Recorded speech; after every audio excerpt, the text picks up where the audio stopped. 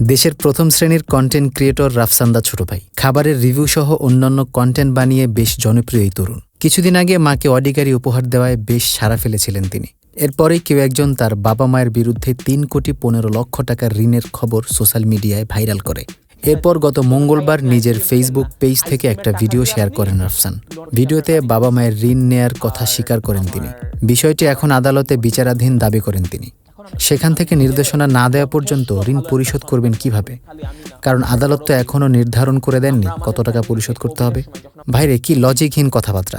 এইসব লজিকহীন কথাবার্তার জন্যই তিনি সবসময় ছোটই থেকে যাবেন। কিন্তু এই কন্ট্রোভার্সি শেষ না হতেই নতুন কন্ট্রোভার্সি নিয়ে আলোচনায় এসেছেন এই রাফসান্দা ছোট ভাই। আগে চলুন রাফসান সম্পর্কে জেনে আসা যাক। সে বর্তমানে আইইউবিতে ইঞ্জিনিয়ারিং বিষয়ে পড়াশোনা করছে। রাফসান একবার তার বন্ধুর সাথে বার্গার কিংয়ে গিয়েছিল বার্গার খেতে। তখন তার বন্ধু ইকরামুল তাকে একটা আইডি দিয়ে বলে, তুই এখন থেকে খাবারের রিভিউ দেওয়া শুরু কর। ফুড ব্লগিং বিষয়টা বাংলাদেশে তখন নতুন ছিল। রাফসান ইউটিউবে চ্যানেল খুলে 3টি ভিডিও আপলোড করে। এরপর 2 বছর কোনো ভিডিও আপলোড দেননি। কন্টেন্ট থেকে সে পুরোপুরি দূরে সরে গিয়েছিল। এরপর আবার 2017 সালে ইকরামুলের প্ররোচনায় আবার ফুড ব্লগিং শুরু করেন।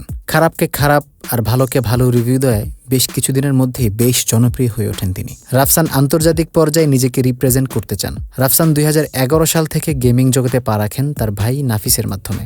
এরপর দেশ বিদেশে বিভিন্ন গেমিং টুর্নামেন্টে অংশগ্রহণ করেন তিনি। বাংলাদেশের গেমিংকে সে একটি নতুন পর্যায়ে নিয়ে যায়। এখন আসা যাক সম্প্রতি আলোচনায়। গত বছরের 7 ডিসেম্বর ব্লু নামে ইলেকট্রোনাইট ড্রিঙ্ক লঞ্চ করার ঘোষণা দেয় রাফসান। তখন লিচু ও তরমুজের ফ্লেভার নিয়ে 2 ক্যাটাগরিতে তারা দেশের বিভিন্ন পয়েন্টে লঞ্চ শুরু করে। মূলত ডিজিটাল মার্কেটিং ও ইনফ্লুয়েন্সার মার্কেটিংয়ের সহায়তায় তারা এই পণ্য লঞ্চ করে। গত 24 এপ্রিল কুমিল্লা নগরীর বিসিক এলাকায় অবস্থিত মেসার্স ব্লু ড্রিঙ্কসে অভিযান পরিচালনা করা হয়। শুক্রবার 17 মে এই খবরটি নতুন করে সামাজিক যোগাযোগ মাধ্যমে ভাইরাল হয়। রাফসানের প্রতিষ্ঠানটি কোনো রকম মোড়ক নিবন্ধন সনদ গ্রহণ না করে ইলেকট্রোনাইট ড্রিঙ্ক পণ্য প্রস্তুত করে আসছিল।